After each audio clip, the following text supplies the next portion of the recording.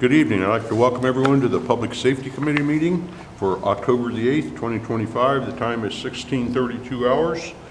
And tonight we'll start off with approval of the minutes from our September 10th meeting. Do I hear a motion? So moved. Second? All in favor signify by saying aye. Aye. Motion carries.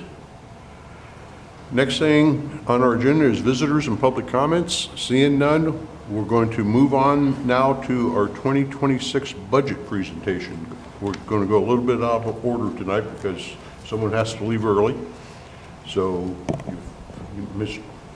Director Chafin, are you going to start it, or? Mr. Copley, I will hand it over to Chief Linder. Thank you. So now that you guys have the copies, we'll go ahead and I like to do it by the line items. So we'll start off with the 110, 1100 fire. For those that are seeing this, do you have the? Okay. One's coming for you. Okay. One's coming for you. I say I've got an extra one I started making upstairs. Do you want to be ready? First set only. Sure, I'll take over for the revenue. Obviously, the big line item here would be our charges for services for fire and EMS through our township contract. An estimated $120,507 is listed there. We have some small amount there in state grants, Marks grants for fire department training and those items, but not too much to speak to in terms of the revenue side. Okay. Thanks. Okay. Then on the next page. Just for clarification, so this is from the outside. How often do we bid that out?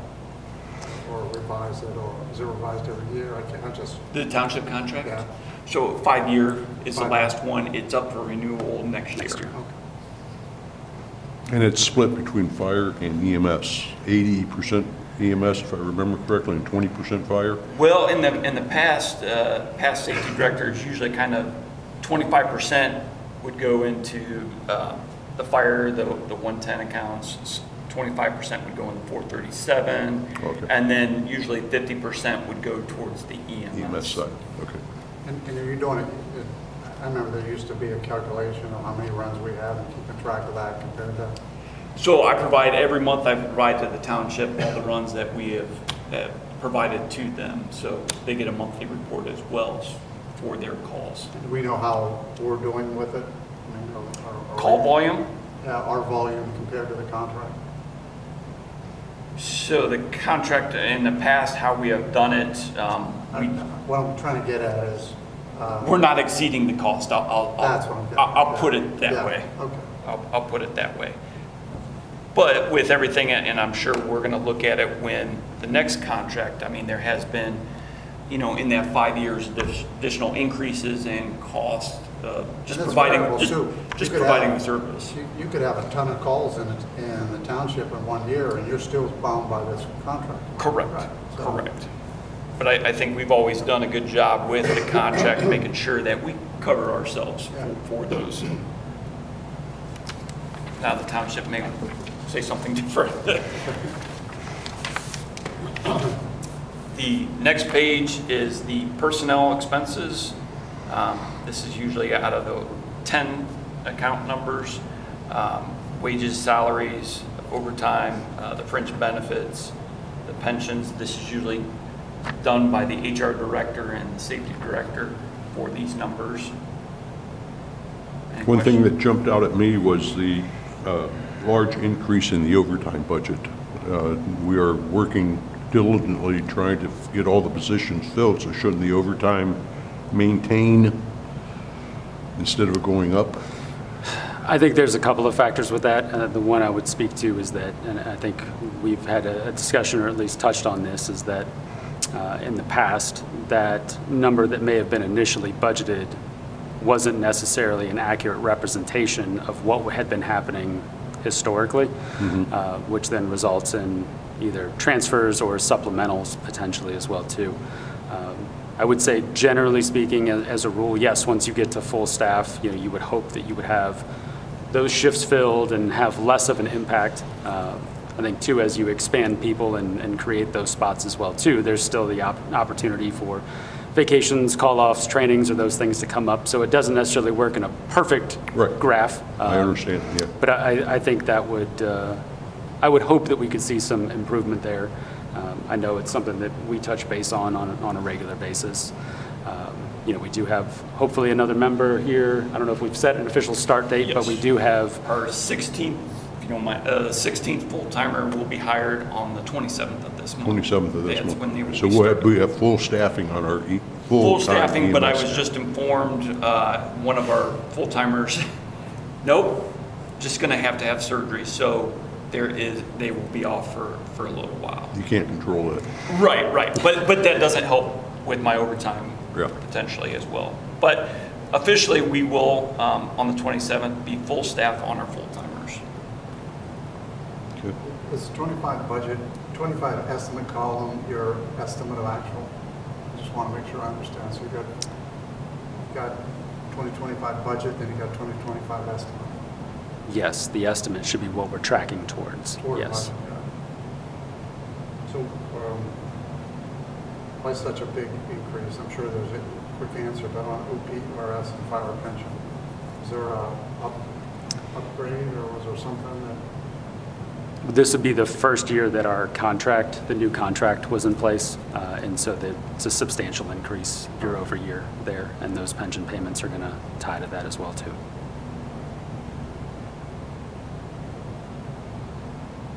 Good question. Any other questions on that page? Nothing from me. Gentlemen? Okay, then we'll move on. Page 3 is the operating expenses. At any point, please, if you have any questions on any of those, I wasn't going to necessarily, go on every single line item unless you would want to do that, but I was just trying to hit on the significant increases, decreases, some changes that have taken place on that. First one that we'll come to is the education and meeting. So for our members, whether we do send members to different classes, inspectors, fire officer classes, outside trainings that members see and want to attend on that, this is pretty much where all that's going to come from. This also incorporates, when they do, so for example, go to State Fire School in Bowling Green, which I have one member there right now, doing trainings, that's where that is. One of the changes from last year to this year, a new line item that I wanted, and which changed our increase a little bit in the cost, was I did have a full-time member that has requested for next year to attend some college classes, and within the union, their CBA agreement, as long as they meet a certain grade level, they requested that. So there was additional $1,700 increase for that one. That's the first time that I'm aware that we've done that for a full-timer, that they've requested that. So that was a little bit of a change on that one. If you go back up to the firefighter one initial class, I see that is doubled for 26 compared to the estimate. So And there was nothing in the 25 budget. Correct. We've seen that the cost increase with the classes that they're offering, we were a little under for that 1,600 of what it should be. It's actually a little higher than that now. So we just bumped that up number to accurately affect what a class does cost. How many volunteer certified compared to firefighter one, firefighter two? How's that break down in our ranks? Do we have people needing to go to firefighter one, is what I'm asking, I guess. So I always keep that in the budget in case, because we're always looking for part-time members, and not all part-time members may be certified. So then we would have to send them to class. Okay. If they weren't, I no longer will send anybody to a 36-hour class. We strictly My do- next question, that's what I was getting at. Yes, we have, thankfully, we have no one that is a 36. Okay. All of ours are currently Fire 1, and that's, in my opinion, that's the minimum, is a Fire 1. Okay. So since we are currently always looking for part-time members, I always leave that in there in case we do have to send them to a class. Okay, thank you. Sure. When you offer somebody, just a thought, I know in my business, when I offered somebody the ability to go to college and get college credits, I would get I'll do that for you, but you got to agree you're going to stick with me for a year? Do we do any of that stuff? So we have on certain classes, for sure with the inspector class, that yes, they have to stay with us and provide so many hours. Haven't necessarily done it with every single class that we send to people on that one. Mr. Venesi, are you specifically asking about the college The tuition I'm just reimbursement? saying college, because, it's a great idea to allow people to get college credits. At the same time, you want to make sure you're keeping them too, so I don't know if it's. Right. For this college class, we have not signed on that paperwork. I know for a fact I wouldn't have any concern with the member that's going. We can look at doing that, but he's been with us for quite some time, and I wouldn't see him leaving on that one. Might be just something for the future. It's a good policy to have if you can implement Yep. it. Okay.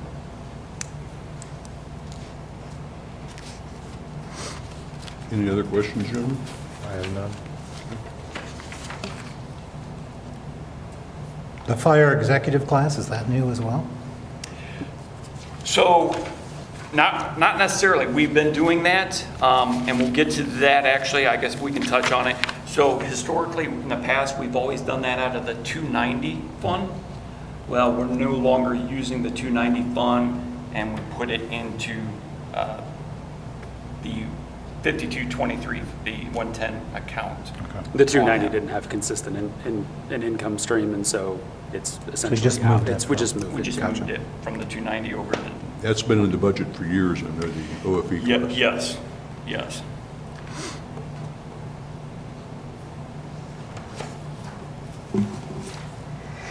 Any other questions on that page? All right, moving on to page 4, IT software and support. This is where the most of the electronic programs that we use to help with all the technology that we use on a daily basis. First one's Brick Station Alerting Contract.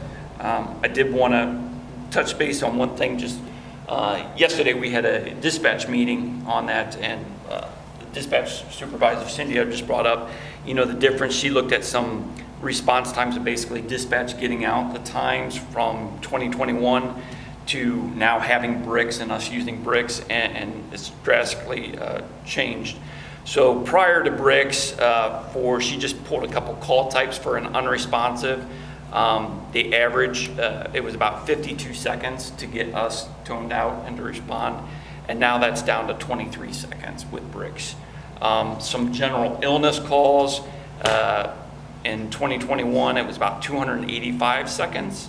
Now we're getting at 30 seconds. So it drastically dropped. Heart condition, we went from 57 seconds to 23 seconds. So Cut them in half, at least. yeah, so bricks is very, I know it was difficult for dispatch to transition to bricks, but I think they're used to it, they like it. I know it's worked well for them and us. So that's one of the things that very happy to have it. It also helps with with our firefighters and EMTs sleeping at night with the station alerting as well. So I just wanted to mention that because that's still in as the first one, and we just had a meeting yesterday on that. So ESO subscription, which is basically where we do all of our state reporting for and do NIFRS, which is actually changing. That's the heart of it. So think of ESO for the fire and EMS more as Sundance is for the police department, where the majority of all of our electronic softwares for inspections, fire reporting, officer checkouts, that's where that is. Also tracking, training and maintenance we can put in there as well. One of the new things that I wanted to bring up and show you in IT software and support, we had this many years ago, and Mr. Copley, I think you probably remember we used to have this, the SimuShare. So what that is for the members, it's an electronic training tool that we can use for officer development, firefighters. Working with the computer, you can actually program pictures and you can create different scenarios. You can have smoke coming out of this window, this door, and you can basically progress it. So over time, the conditions can change. Okay, we can talk about what to do next. It's a good training tool. One of the things with the SimuShare, we can actually download pictures of our community. So you're not just using any type of pictures from any business. If we don't have a business of that type, we can use theirs, but the one thing is we can download our pictures, so I can program a building that's here in town that everybody sees, and now we can change it and simulate fire or smoke coming out of it, and we can use it as a training tool. So that was the Assistant Chief Potter brought that up and was requesting that for training for next year, so that is a new line item that I wanted to make you aware of. Questions? The rest is all the liability insurance that thankfully I'm not really part of. On the page 5, contracted services vehicles, that's done through the city with all the departments on that. And then there's the contracted service vehicles department that's more out of our scope. Nothing's really changed on that cost-wise, but that's where we do some of our aerial inspections, aerial testing on that, and any outside work that we might need that came up. So for contracted services vehicles, I was looking at totals and then where some of the bigger increases were, and I was going to say that it does appear contract services in a couple areas are up. So what caused that? Like contract services vehicles? So a lot of it is when our part-time, our maintenance passed away, and then now so instead of doing a lot of stuff in-house, we have contracted out. Okay. Yeah, because that's 7,300 budget, and you're on track for 44,000. Oh, I'm sorry. That one's done internally in the city. The first contracted services vehicles, that's done through, and I don't input that one. That's part of, they take all from what correct me if I'm wrong, all the city departments pay into the vehicle maintenance, part of the portion for the vehicle maintenance division on that, and everybody, based on your vehicles, apparatus, and they plug in those numbers. So that's your share. That's my share. But your share has gone up pretty high. Or is that because? Looking at this, yes, I would say, but honestly, I don't know. Safety Director. I would just say that the service director and I are having a meeting perhaps tomorrow to go over some of those calculations and how those costs are assessed. Because that's I mean, also a somebody's cost gotta get the cost, on the law enforcement side as well too. That's Yeah. a big driver in terms of maintenance. And so I think for both fire, EMS, and police, it's something worth analyzing and ensuring that the calculation is fair. And then same thing, the next line, going from 2,600 to 8,000, so that's contracted services vehicle department, is that the same thing? No, that one would be ours on that one. The biggest thing was we purchased a new ladder truck, and we're actually having it serviced specifically as a third party with the manufacturer to make sure that stays. So that I think of that kind of as a preventive maintenance for a $1.5 million truck that we want to make sure that per manufacturers that they're staying on top of that. So that's why it's about the same in 2026, you're just trying to Yes. stay, okay.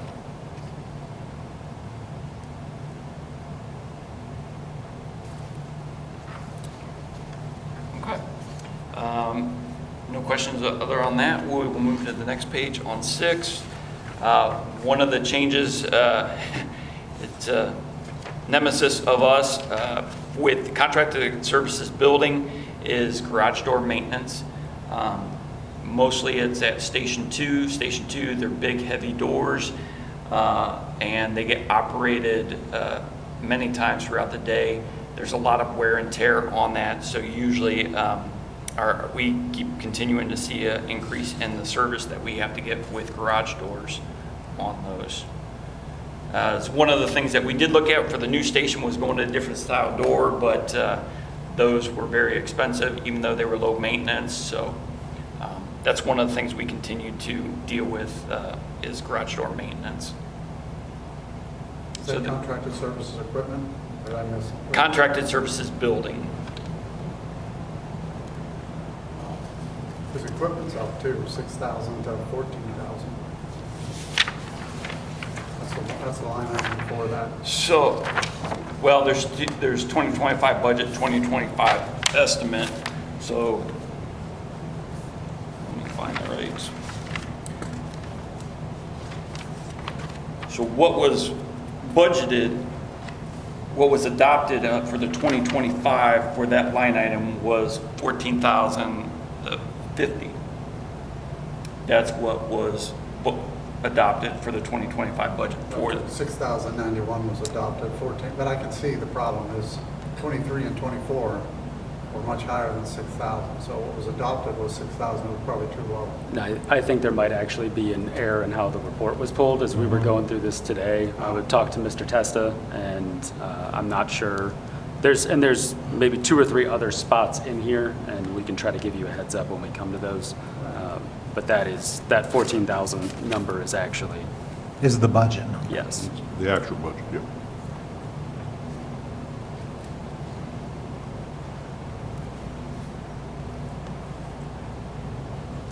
Okay, moving down, a new item that we added, you'll see under utilities, mobile devices. So this is where the inspector cell phones, the iPads that the officers, the inspectors use. A new line item that wanted to put in, and you'll see this as a separate spot for under IT.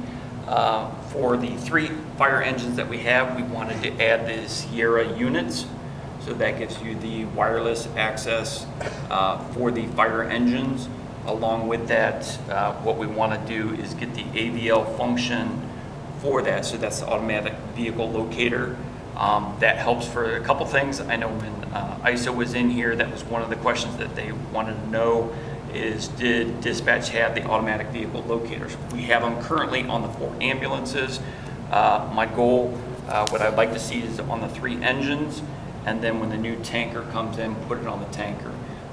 Because with those 3 engines and the tanker, they have the ability to go mutual aid out of the city, probably more than what the ladder or anything else would do. That would give us automatic vehicle locator for those units. So that was a new line item that we added in that. Plus, correct me if I'm wrong, that AVL will also track speed Yes, and all that kind of stuff. So if you get a complaint that this engine is doing 75 miles an hour down West Street, yes. you can bring up your AVL and it'll show you that it was doing You can 30. track the You can path track they it. went and Yeah, with speeds. everything. So it's also a good insurance policy per se for, liability protection. Absolutely.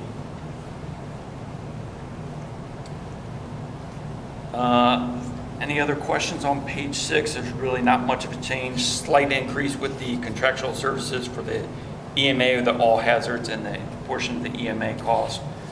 Just a slight increase on that one. When I see the EMA cost, all hazards team has went down. Usually there's a 3 to 4% increase. So Is that another one of those areas that pulled the wrong numbers? So currently yes, I think so. So I had with me my adopted 2025 budget. Last year, the all hazards, we budgeted 13,600. So, and we do know that there is going to be an increase on that one. So that's why I put it at the 14,500.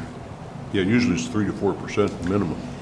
Yeah, they're doing, basically it's gonna be 2 cents per capita for that. So, yeah, it's gonna equal out about, but like you said, 2 to 3. Okay.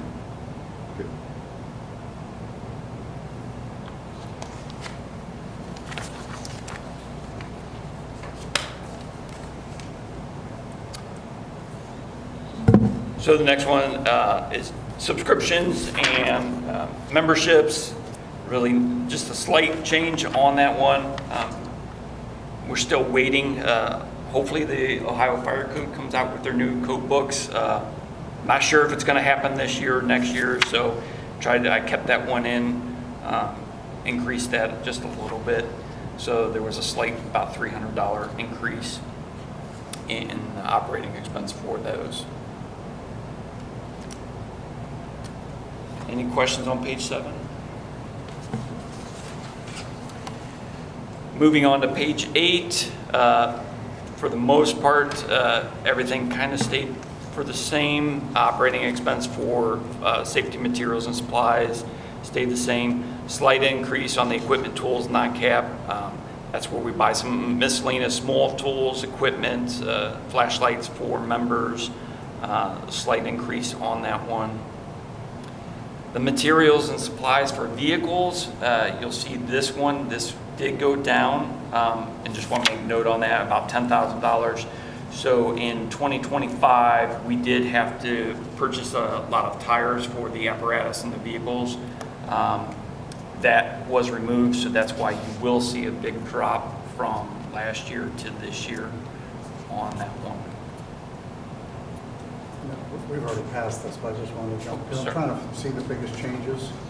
Yes. Of course, one of the biggest changes was the liability insurance umbrella, which I know you can't control, but it does appear that's $64,000 increase by itself, right? So that's a budgeted 86, you're going to spend 149, and you're budgeting for 2026, 155. So did something happen, or just insurance rates just go up? Or? Page 7. That one, yeah, the liability insurance, I don't actually control that. I know. Yeah. The only thing I could think of Did there, our policy go up? well, we did have a new building and also a new aerial apparatus.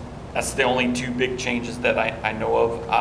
Is that liability on personnel, or is that liability on damage, or is that liability on vehicles? I mean, is it on everything?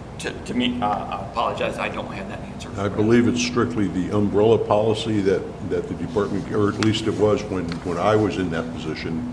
We carried an umbrella policy just like you do at home and every place else for incidental type stuff that could happen. I mean, the building was under separate policies, the vehicles were under separate policies, but there was an umbrella policy that we also carried. What was the budgeted amount for 2025, the 86,354? Are we looking at correct numbers? Because, Which category are you in, John? so That's on, page like, 7. on page 7, under contractual services total, the 2025 budget says 86,354.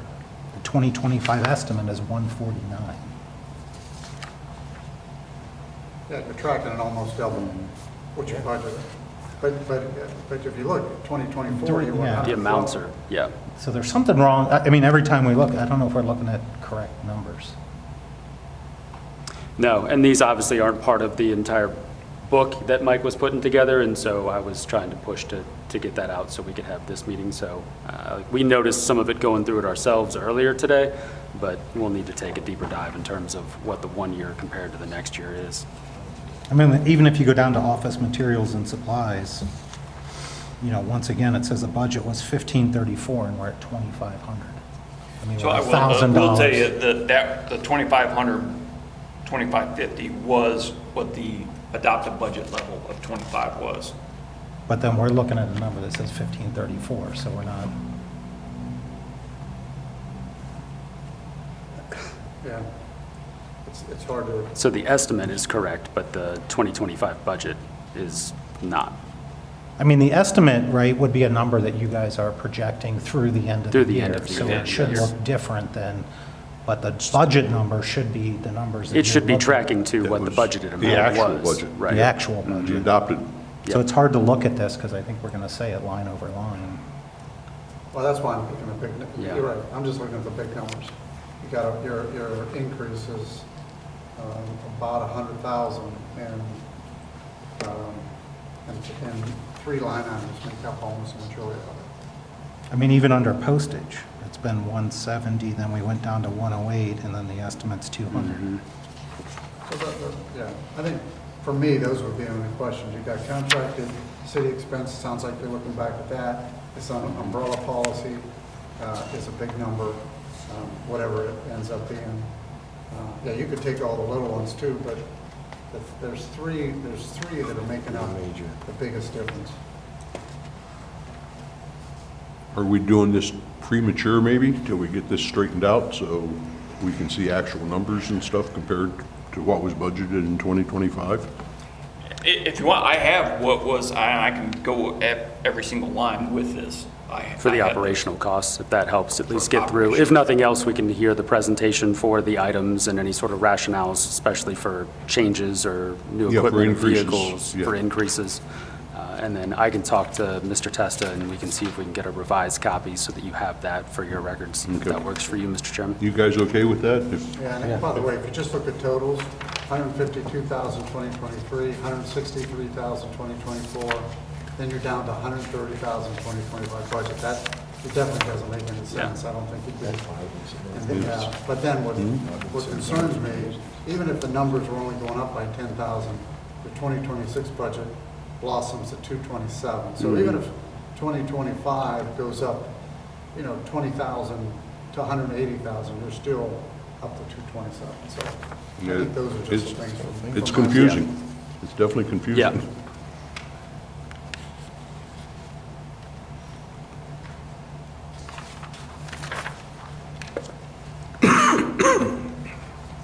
Okay,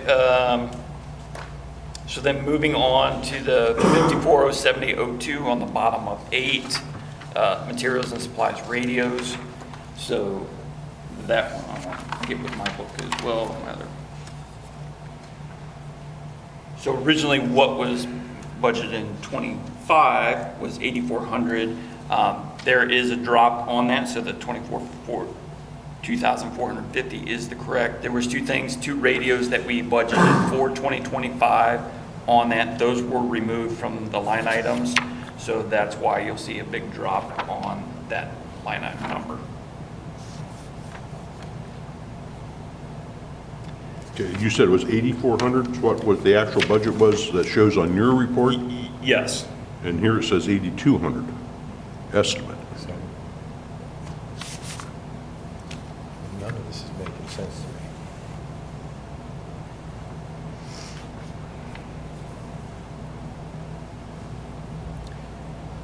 I suppose in that case, if it was budgeted at 8,400 and it's trending towards 8,200, that could be where the estimate's pulling from. But Okay. there should be a significant drop, given that we're not purchasing those radios next year.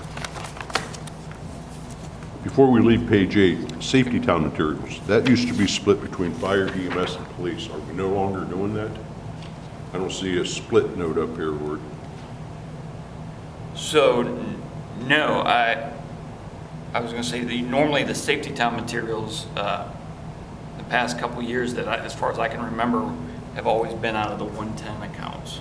out of the general fund. Now, I know we do a split for the safety forces camp with EMS. Maybe that's Fire right. and EMS, I know we do a split with them on that.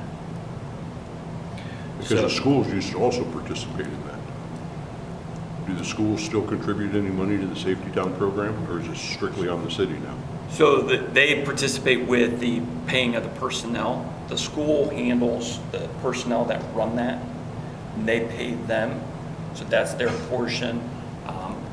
The safety town materials that we're paying in here is the shirts, the items, the hats that we give them on that. That's what we end up paying for. Okay.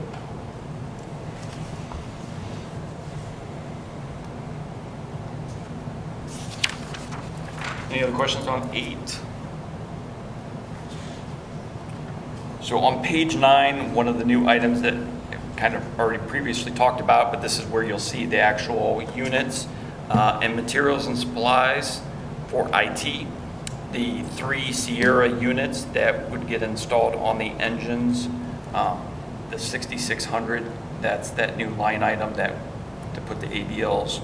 That's actually buying the AVL units for the 3 engines.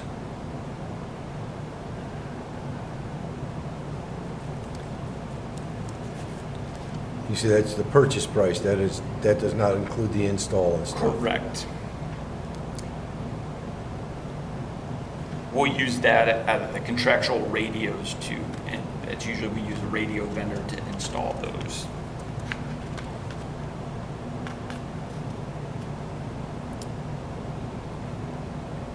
That was the biggest change on that page. If there's any additional questions. Anything, gentlemen? Fuel costs are going down? Again, that fuel cost is done through the city with vehicle maintenance and finance. John, I've argued some of these numbers for 20 years about where they come up, you know, and they just plug them in there and then you're held accountable for them.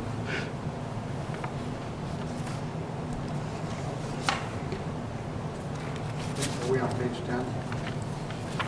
Yeah. Yes. Is there any way you could get, I would hope for all of us, just a general summary that says, because I'm a little confused over what the actual 20, it could even be put in one paragraph.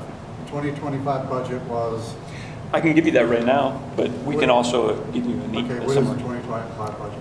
230,166 was the 2025. Well, that makes a difference, because I guess my question would be, how'd you get from 163 actual in 2024 to 230,000? Because that's your big jump, because then your 230, your 2026 budget's only 227, so you'd say, yeah, that's pretty good. So the only thing that confuses me out of it, the top total numbers are, if the budget, if the 2025 budget number was 231.66 instead of 138.38, right? Correct. So if that's the case, you're tracking in 2025 to be in budget, maybe a little bit over, and your budget proposal for 2026 is reasonable. The only question that now it brings me is how do we get from 163,000 to 230, which would have been from 2024 to 2025 as history, but yeah.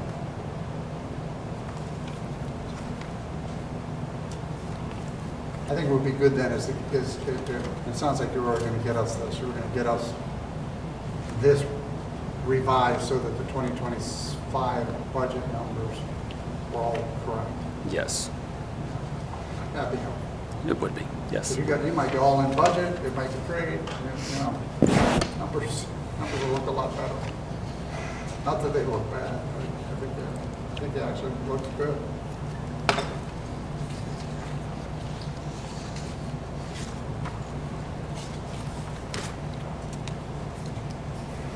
Okay, we'll move on to EMS. So we'll move on to the EMS, the 212.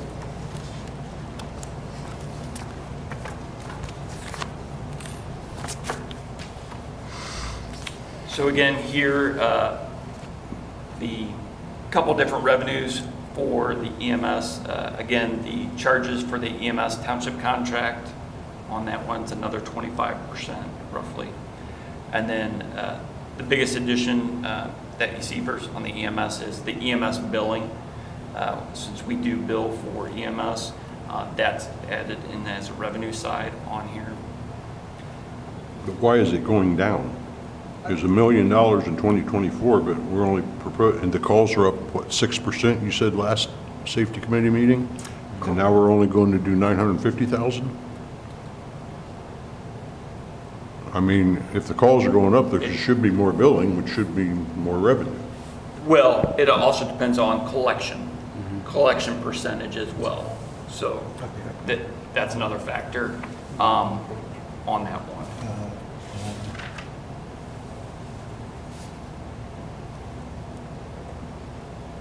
Yeah, that's confusing.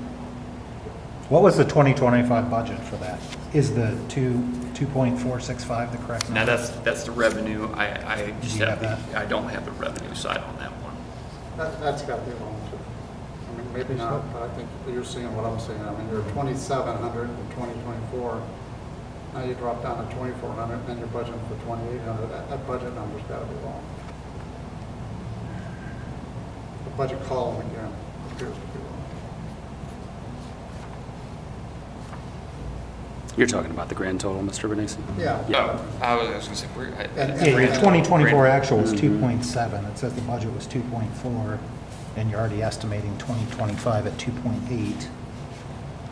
So if your 2025 estimate is actually the budget number at 2.852, you're showing 2.849, that looks reasonable, but there's a number in there that's skewing everything we're looking at, which I think it's, for me, it's making it hard to go through I this. understand It's that, making it yeah. hard for me too. And your bigger number is EMS billing, because your budget, that's what I think you were picking up on, 739 versus 950.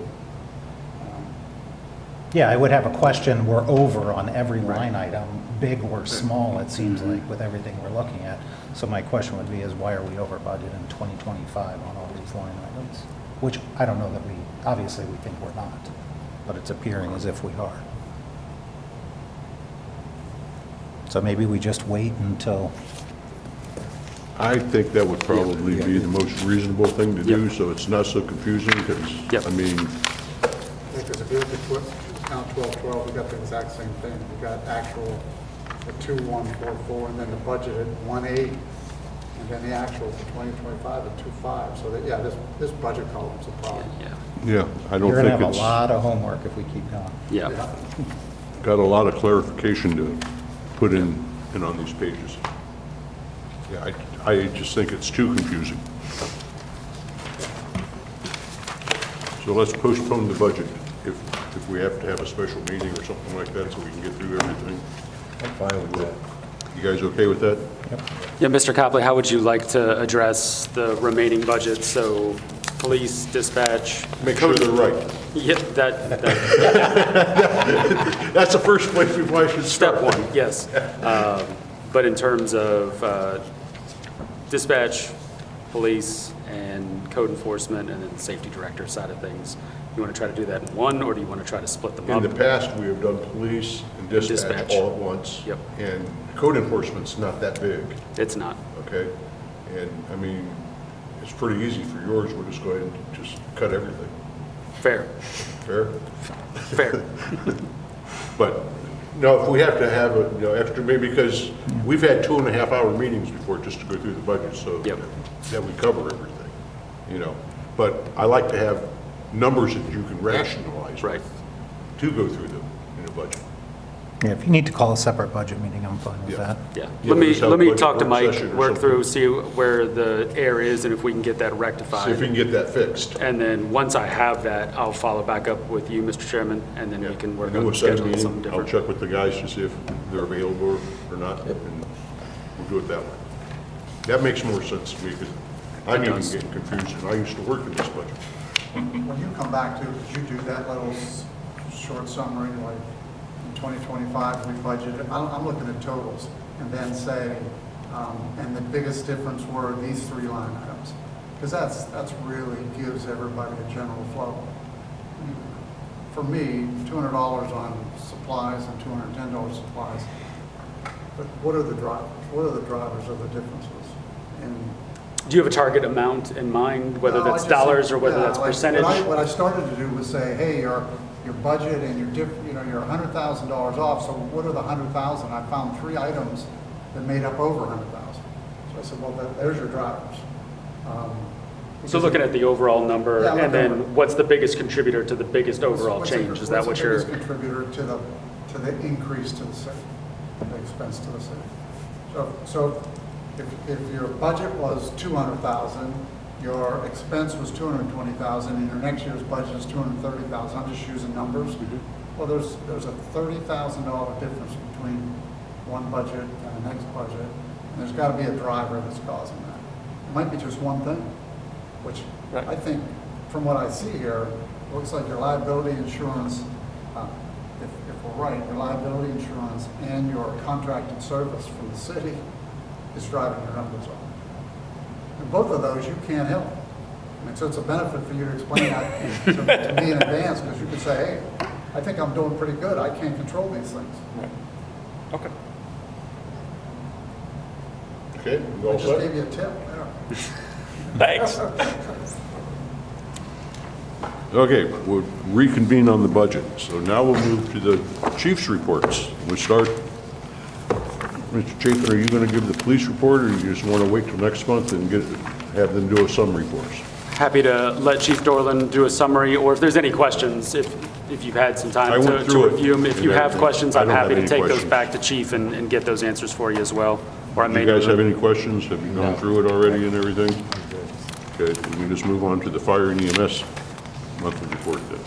All right, thank you, Mr. Coppin. So we will start on the first page, our monthly numbers for September. We had a total of 25 runs. 16 were within the city, 8. Excuse me, Oh, I sorry. apologize. This was one thing I did want to ask. Yeah. Just remembered. Sure. Because we do show where the accidents, most of the accidents are. Is there a report somewhere that shows how many accidents we have up at, we're proposing to do the, this would be a question for later. We're proposing to do the roundabout. Yes. It's not one that is, it's one that we've created in-house or one that we've looked at from time to time. So yes, we could, So is that, yeah, that's updated and, updating it to us. Yep. And is that also like, so I remember when I was mayor, there was, like, the most dangerous intersection in the city, which we fixed, used to be 261 and where we realigned it. Hartman. Hartman 261. I mean, that was considered one of the 6 most dangerous intersections in the state. Like, what are our most dangerous intersections? so I'd have to go back and pull the specific numbers for that. On a monthly basis, we're looking at the multi-accident intersection locations. I would generally say, now it depends on how you phrase the question and what the actual Yeah, dangerous- information. Dangerous includes deaths or injury. Right, and so we track accidents on the OH1. You have property damage only, injury, and then you have fatal. Those are the categories on the actual OH1 report. So we, on a monthly basis, as a committee and as the department, has been looking at where are our multi-accident intersection locations.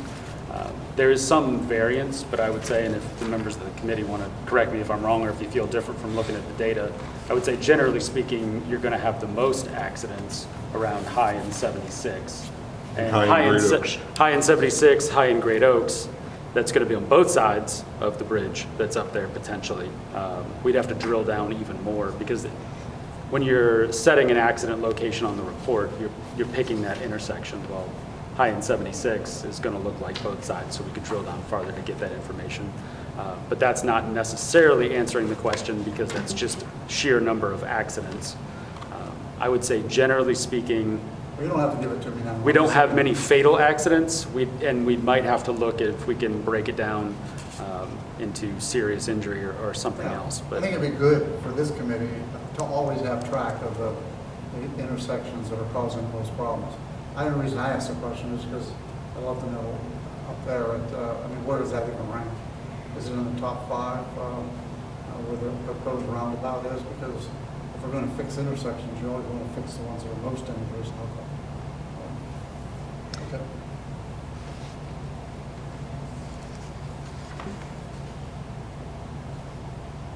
Sorry to interrupt.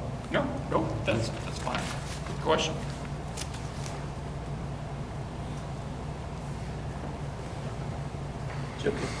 yeah, you're good. Yes, sir. Just want to make sure you were ready. Yep. So, as we were saying, for September, the fire runs, we had 8 in the township.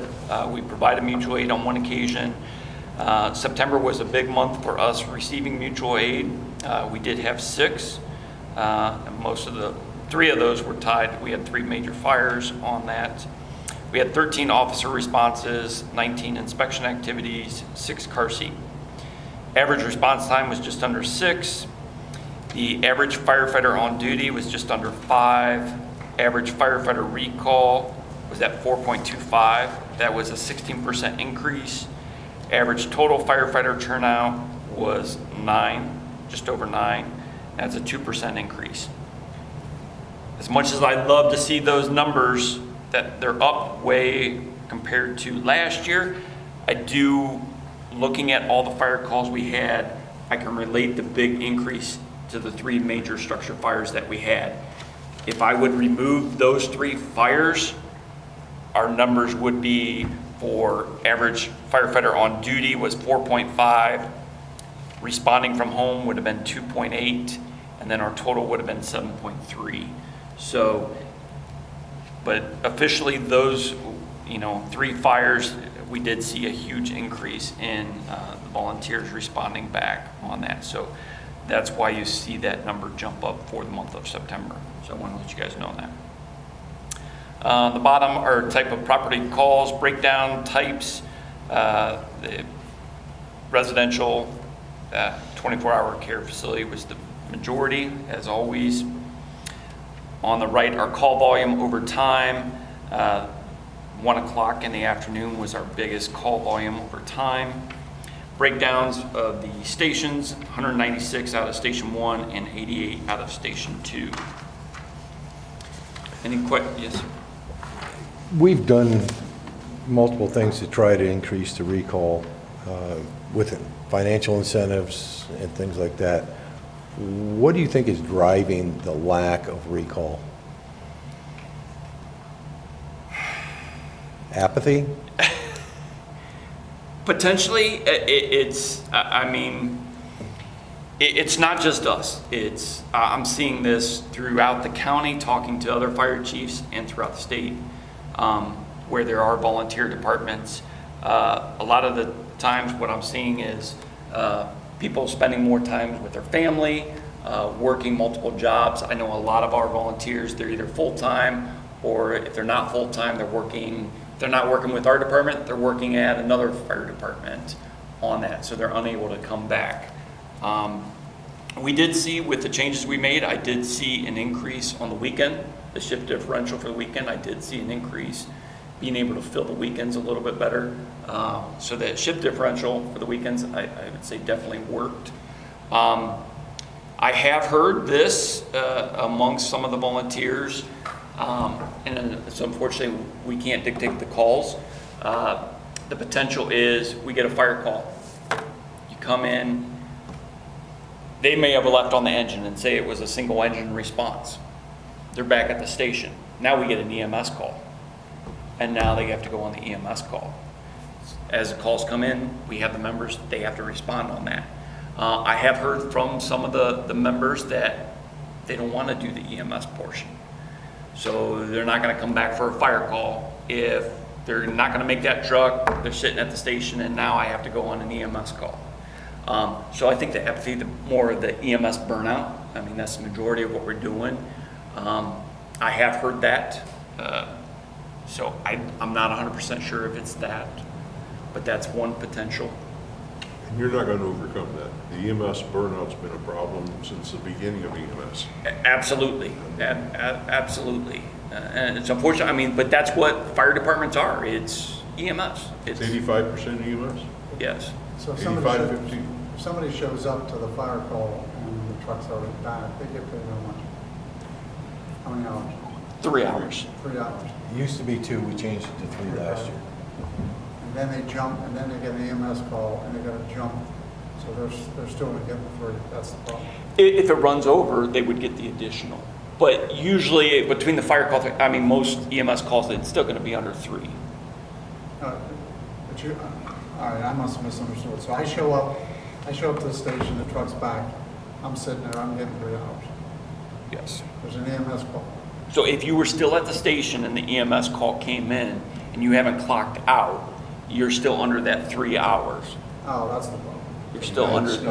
That's not the way I thought we originally discussed setting that up. It was supposed to be 3 hours per call, automatic.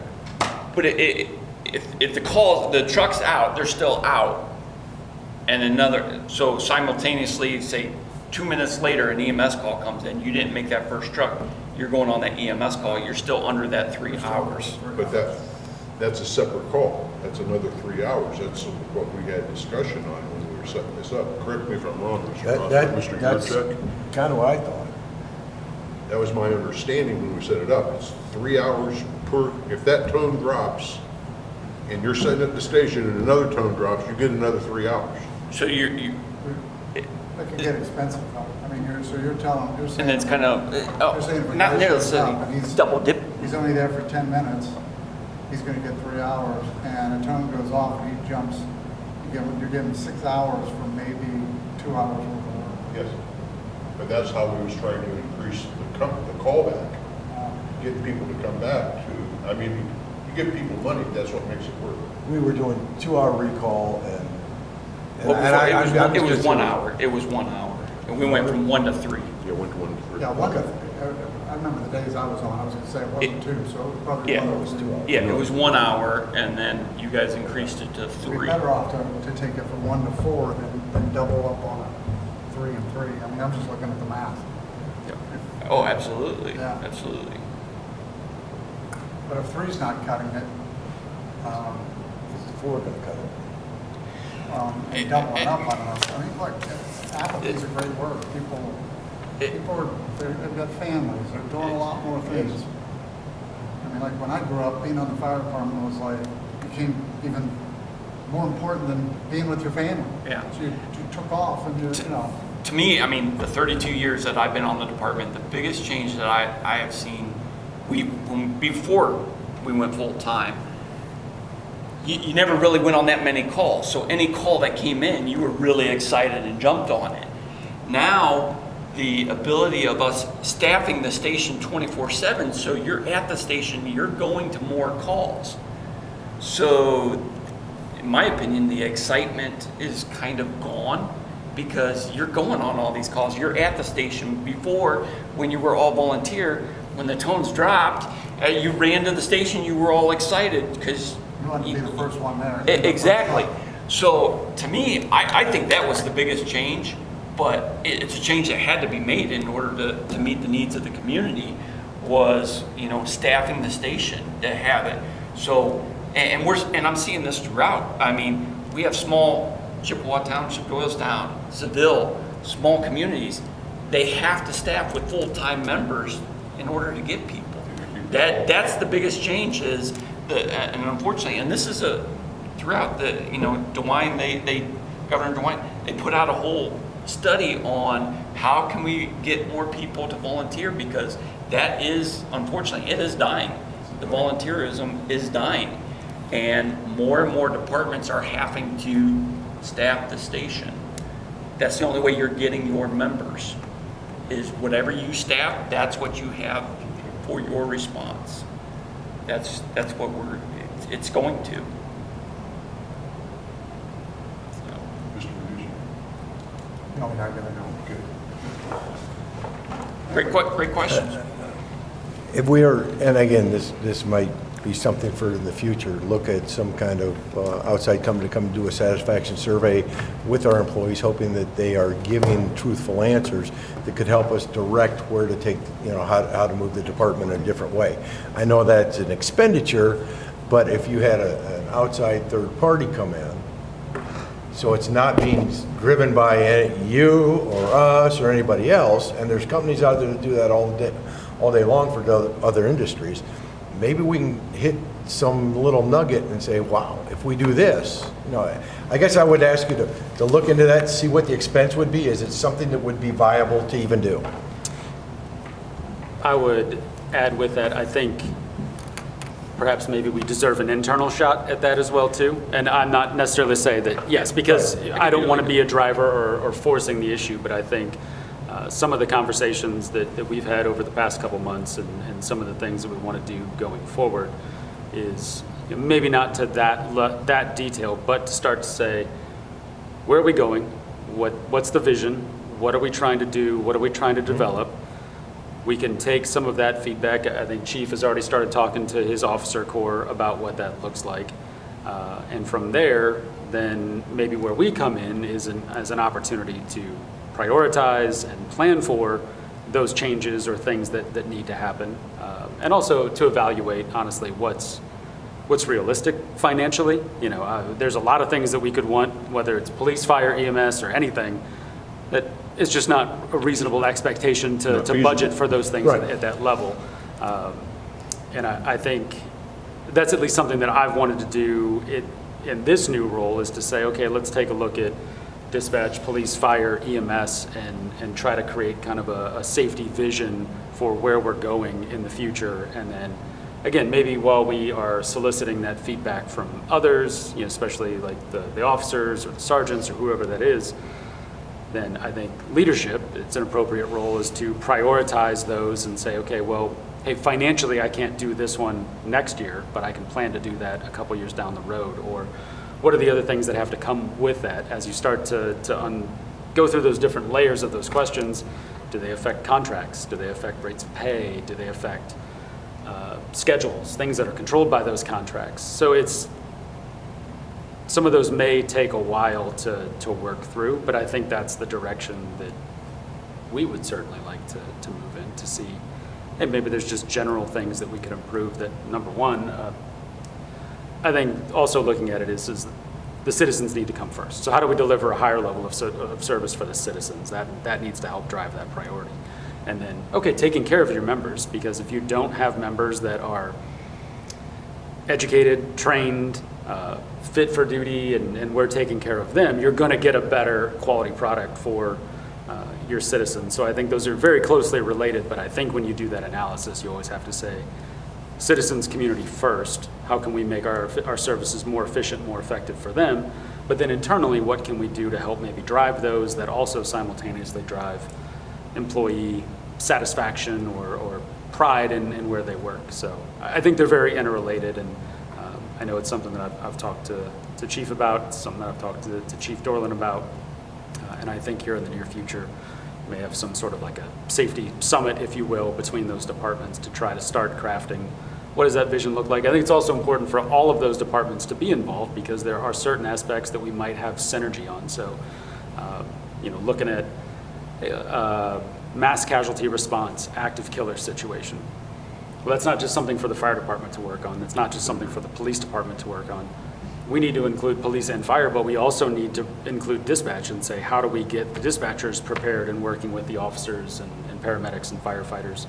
So I think there might be opportunities for synergy there that maybe we could both kind of share in some of those challenges or share in some of those changes, while we might have individual things in each department that we want to look at as well too. And the only reason I mentioned outside organization is sometimes people are more willing to speak openly or fill out a form openly when it's not an email coming back to the There's city. There's no way for it to get tracked back to me. And that's what I'm saying. Sometimes people are more And comfortable being open and honest about that. And I think we may have, I think the officers are going to have a good general sense of that, because hey, they're at the dinner table with their guys at night, and they're talking about things. They hear those complaints. They're probably contributing in some cases to, man, I wish we could do this way, or if we just did it this way, it'd be so much easier, it'd be so much more efficient.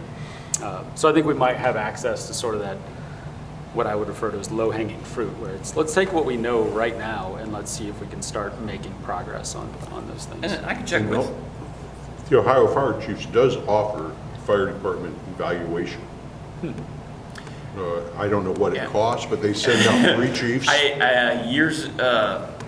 trying to think when it was, I asked and I actually got a quote for, at that point, I think it was strictly for like a staffing assessment. It was pretty expensive. I think at the time, I could pull those, I still have that. I think it was almost $20,000. Yeah, but it may be worth $20,000 to have an outside agency come in that has no ties Yeah. and evaluate what's going on. Yeah. I make recommendations, this is your strengths, this is your weaknesses. Instead of trying to do it ourselves. That's the other thing I'm saying. Right. Because those are chief grade officers from across the state that put these things together. Yeah. Yeah, shortly after completing my OFV, looking at the staffing levels, I think this was probably maybe like 5 years ago, I did get a quote from them to what it would cost to do the staffing levels. And then they make recommendations, if you do this, this is going to improve your staffing costs. But you got to implement what they tell you. It does no good to spend $20,000 if it's going to go on the shelf. Right.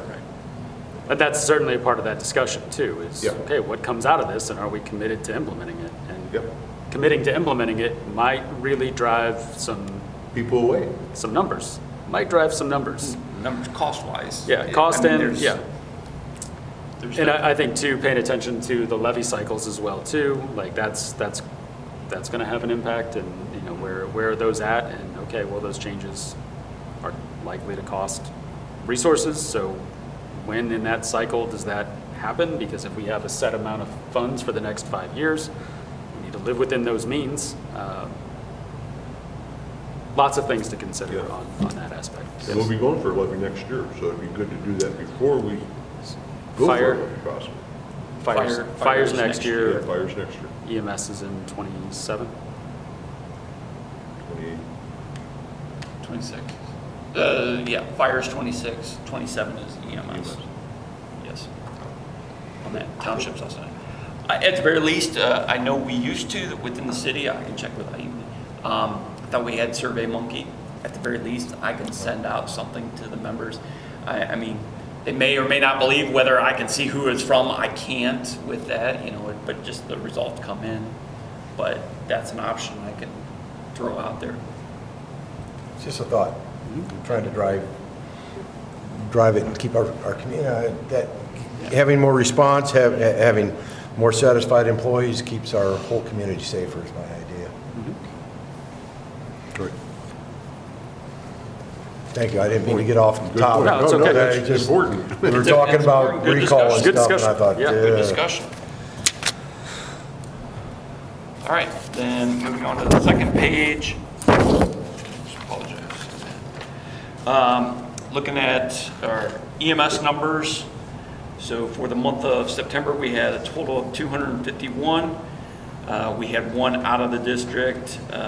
We had 218 in the city and 32 in the township. Again, City 1 area incorporates the majority of the calls. Overall response time under 4 minutes. Mutual aid, we provided mutual aid on one occasion. We received mutual aid 6 times. We had 59 second ambulance calls, 20 third ambulance calls. We did have 1 fourth ambulance call on that. Again, the biggest number difference from year-to-date 24 to 2025 is a third ambulance calls. They're still up year-to-date from where we were last year. That's the biggest item that I can take note of on that page. Looking at our hospital transports, we had a tie with Wadsworth and Barberton, both having 41. Majority of the calls go out of the city that we do our transports on. EMS yearly comparison. So for 2025, we had 2,340 EMS. That is a 5% increase of where we were last year at this time.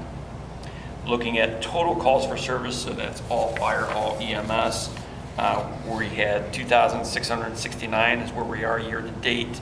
That's a 6% increase from last year. Our ALS, BLS numbers, ALS, we had 107 for the month and 59 for the basic life support. We did provide Narcan on one occasion. It was in their scope of practice for that. It wasn't technically classified as an overdose patient on that one, more of an altered mental. Looking at our mileage report and then our squad usage, and I think the mileage report, when we get into for our capital for EMS, looking at vehicle replacements, I think I'm going to save that and we'll go further into that. But mileage, I will just say we are having additional mileage with most of our transports going out of the city. So that's going to come into play when we look at ambulance replacements on that. I was going to bring this up during our budget discussion, okay? Sure. But with our increase in calls, our increase in miles to Akron, Barberton, places like that there, would you not believe that maybe we should look at medium-duty squads instead of the light-duty squads that we're currently using? I mean, that's what all your Stowe, your Hudson, Richfield, and that's the driving force. The light-duty squads, you're going to get 6 or 7 years out of it, maybe even 5 years out of it.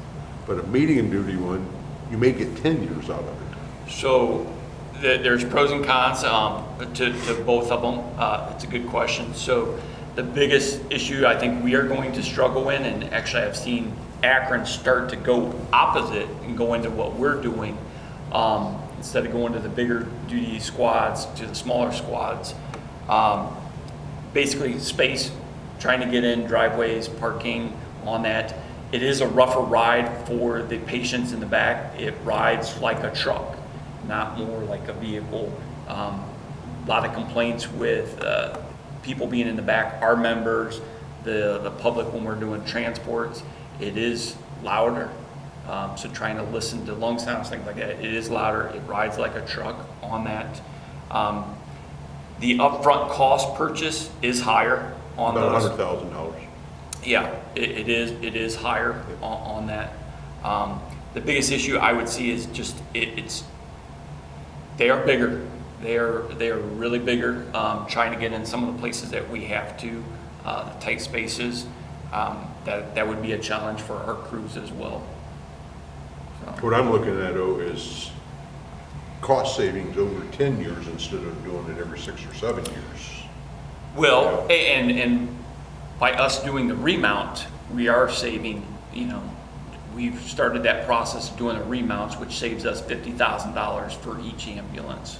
But if we spend an extra $100,000, we take the existing unit and sell it to a department in Southeast Ohio, something for $50,000 or $60,000. Then we're going to get the additional years of service, and yet,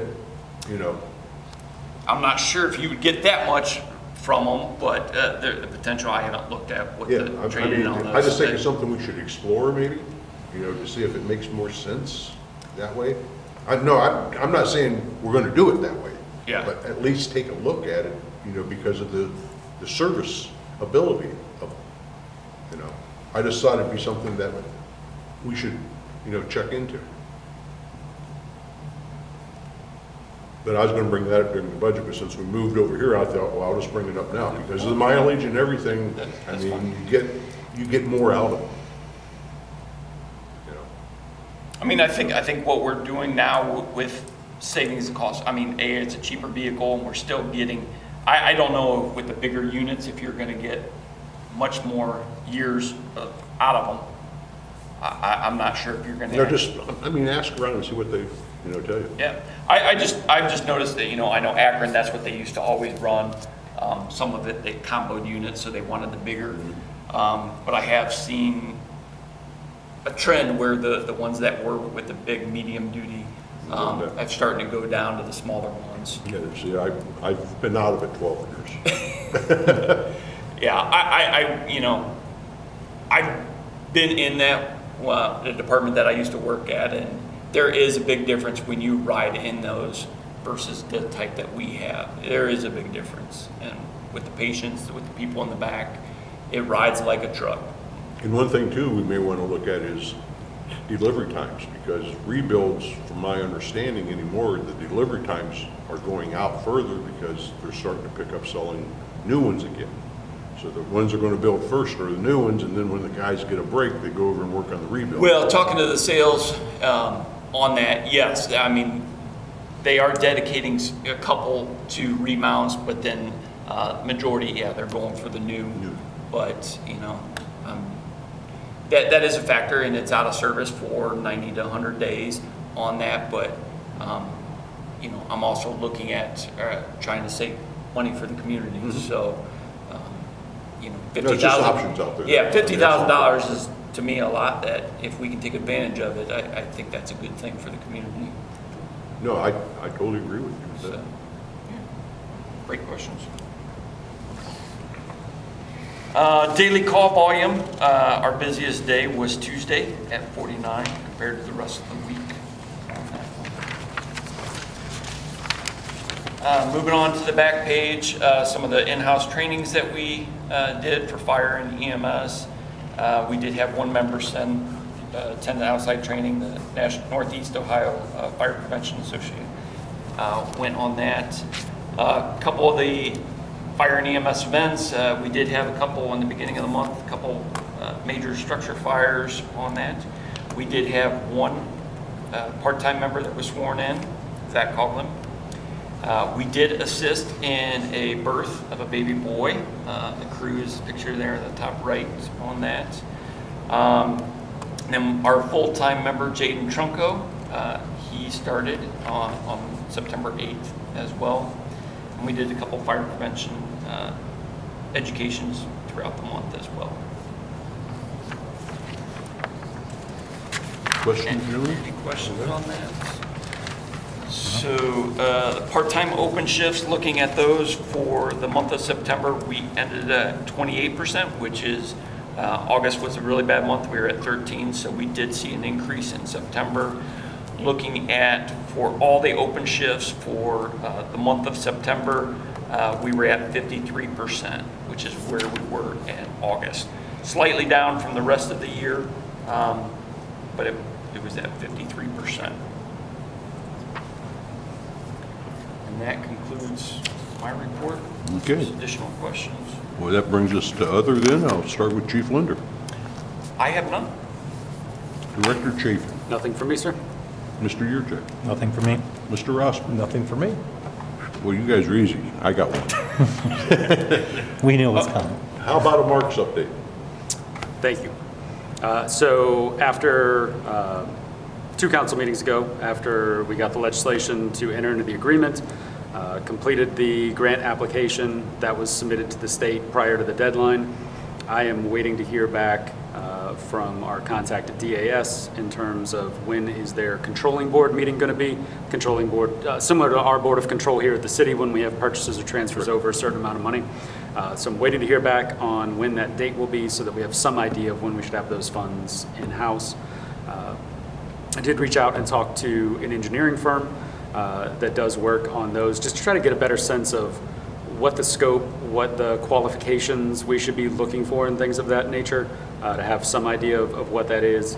After having that conversation and a conversation with DAS and Marks, have already got our engineering department working on a request for qualification, which essentially be a request for qualifications, but also getting into the scope of work as well too.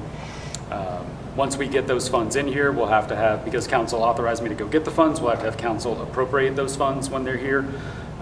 And we'll have to take a look at what we are projecting for potential engineering design costs at that point. And hopefully then we could finally get going. Just kind of waiting in this sort of after rush to get everything passed, and now I'm just back to the waiting game of finding out when that would be. So we'll talk about it in fire's budget, EMS's budget, police's budget, and dispatch's budget. But in working with finance, the issue will be, because we're going to turn the tower over at the end, we can't finance that item. I didn't think we should finance it. Internally or externally, Yeah. but that was one of the considerations Yeah. that was going in. And so I would just tell the committee that, on the fire and EMS side, we had capital levy dollars that we could dip into for that. And on the police and dispatch side, we made some adjustments, and by adjustments, I mean cuts to things that we were planning so that we had room for that $70,000 so that we weren't looking at it. So you did $170,000, because that's what's in fire and EMS is 170 out of each one of those. It should be 70. 70. 70. 70. 70. I'm sorry. 140 yes. out of. Yeah, both so line it'll be departments. it'll be a 4-way split between all those departments. So 70 from each. That'll get us $280,000 plus the 170 that we're getting from the state.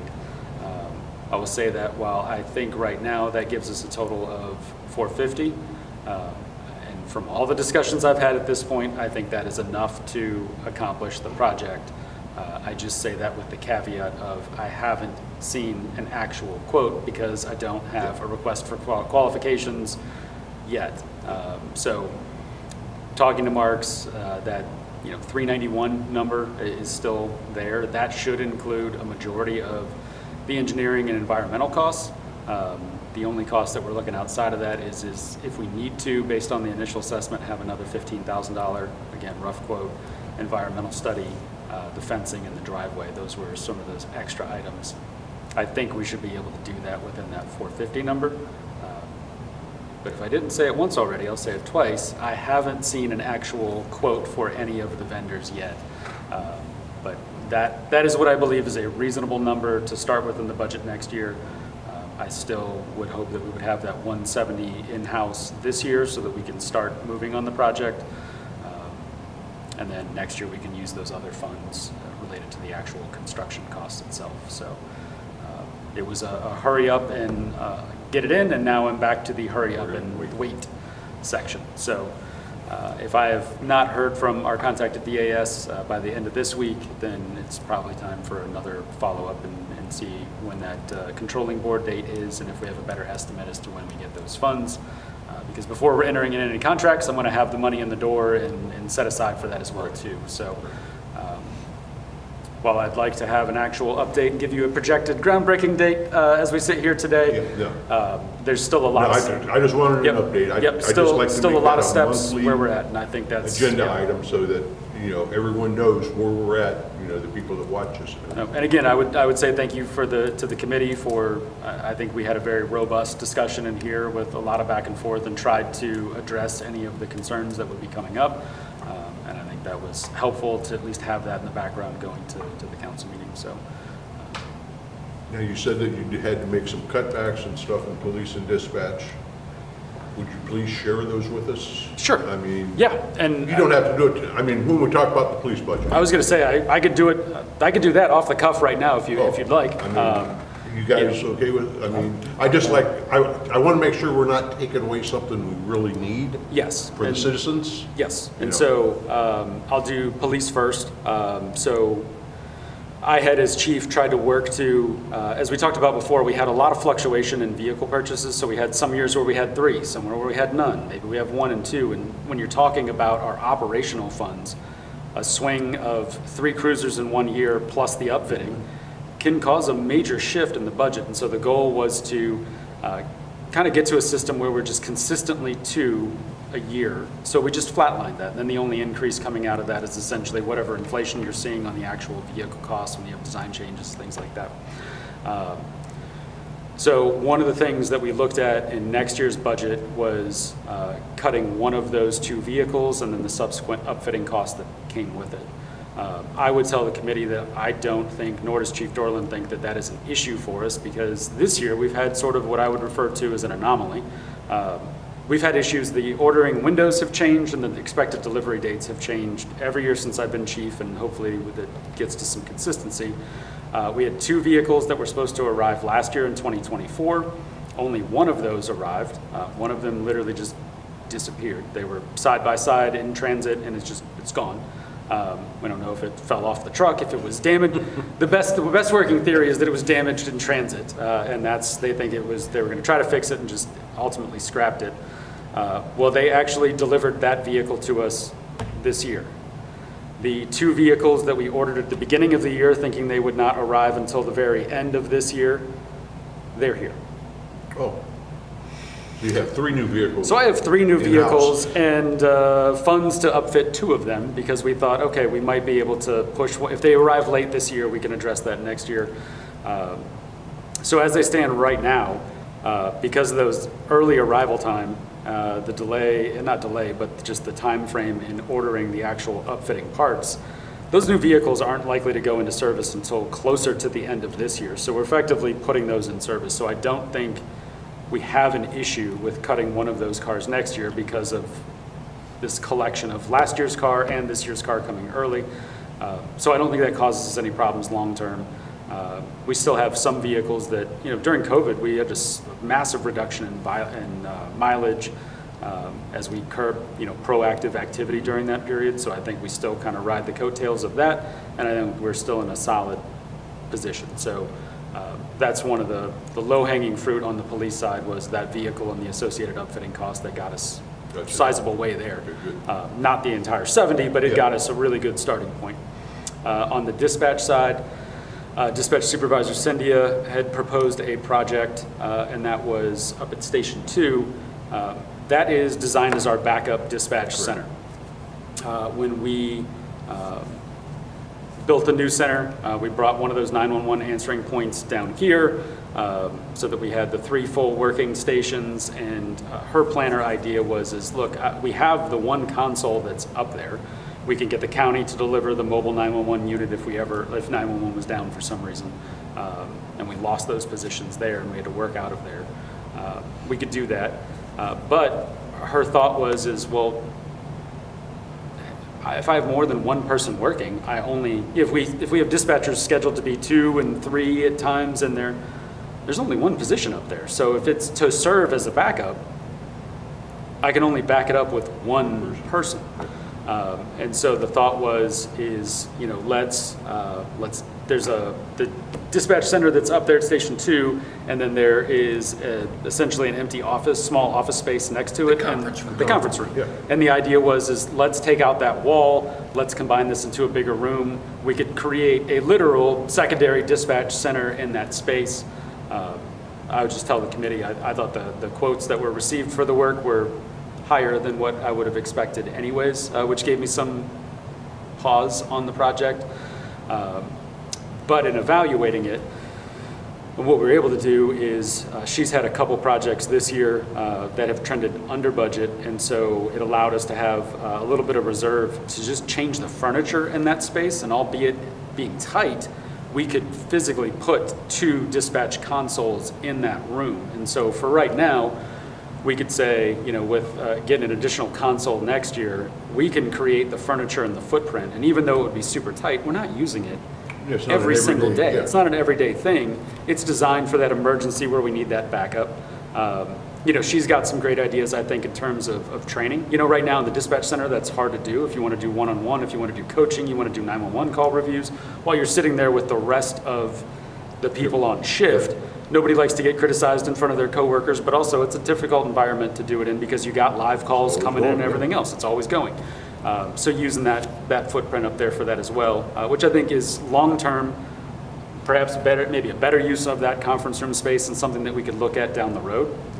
But in terms of urgency, I thought it was a really easy priority of, we have to improve this radio situation now, whereas we can chip off this secondary dispatch center project, and we can get furniture that makes it possible. We could get another console, which makes it possible. We could get IT to get us another computer set up there to make it possible. So I think we could make it work for what it is and how often we use it. I think that was a really easy trade-off. A couple other like smaller line items just to get a little bit closer to that number, but those were the projects that were cut. I would tell the committee I feel very comfortable in removing those and trading those out for the tower project. Well, I just don't want people saying that you guys cut this so that you could do this. No. Communications is very important. Yeah, yes. Communication is super important, and I think, again, looking at those in terms of priority, I thought that was a relatively easy decision. I don't think it costs either of those units anything significant in terms of needs or providing service to the community. So that was that decision-making process and Great. where it's at. So Sounds very reasonable. Okay, nothing else? I'll entertain a motion to adjourn. So moved. Second? Second. We are adjourned.